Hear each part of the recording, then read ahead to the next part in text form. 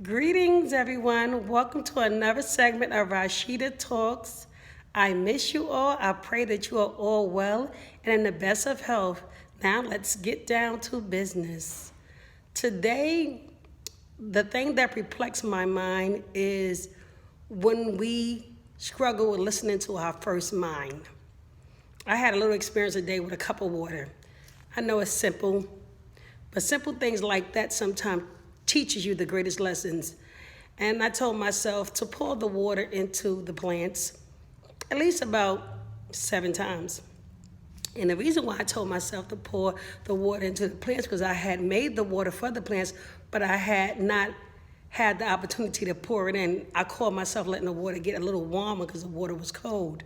And, making sure that the water's temperature, the temperature is cool enough that it won't destroy the plants. But, and not listening to my first mind, eventually, guess what happened? The cup of water spilled over and splashed everywhere. So, unfortunately, I had to spend about 15, 20 minutes cleaning up the water in order to get it up properly. But the biggest lesson I'm trying to express in this whole thing is that when you don't listen to your first mind, we are perplexed with so many choices throughout the day, so many decisions we have to make in our day-to-day duties, so many choices that we are struggling to always try to make the right choice. And I know this is something that we all deal with. I'm sure it's definitely not just me.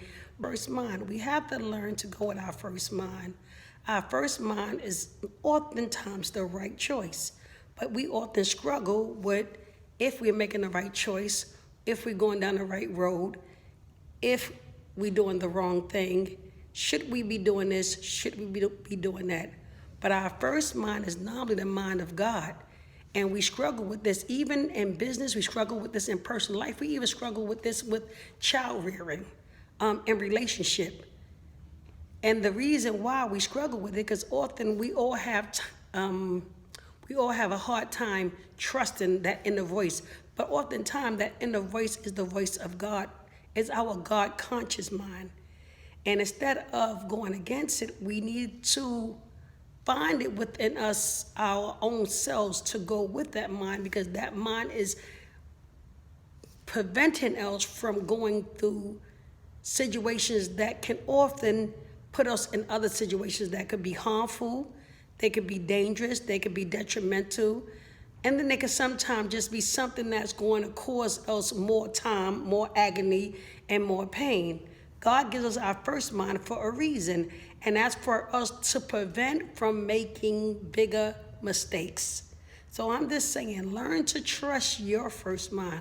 Learn to go with your first mind. Don't ignore when something in your gut is nagging you to make a choice that you know is the right choice, but you thinking that there's another choice out there. So now, after the choice is made, you're sitting up there saying over and over again, why did I make that choice, It's not easy always learning to trust the inner voice, because we live in a society where there's so much negativity and doubt, and even sometimes, we have others around us that may be telling us that maybe we're making the wrong decision, or to second guess ourselves, or to tell us that, no, that's not the right choice.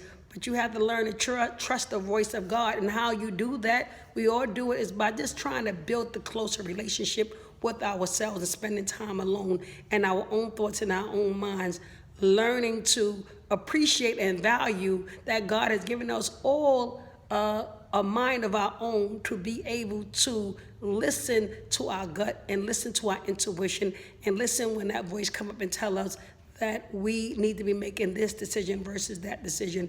This is not easy. It takes time, and it takes mastery. And the only way you're going to gain mastery over it, unless you go through it over and over and again and make mistakes, and then you're going to learn that, okay, you know what?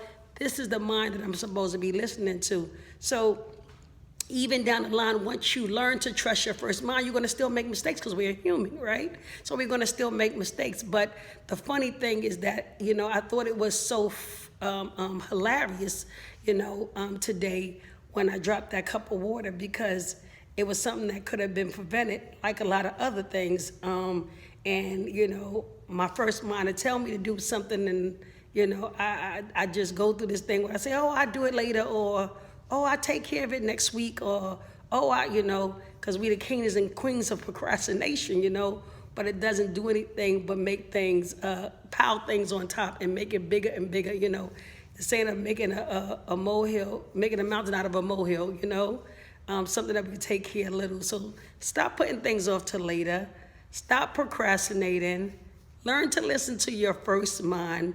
And I think that part of our issues will be resolved, and we will find greater victory in the things that we take care immediately and learning to follow our first mind. God bless. Have a wonderful day, and peace.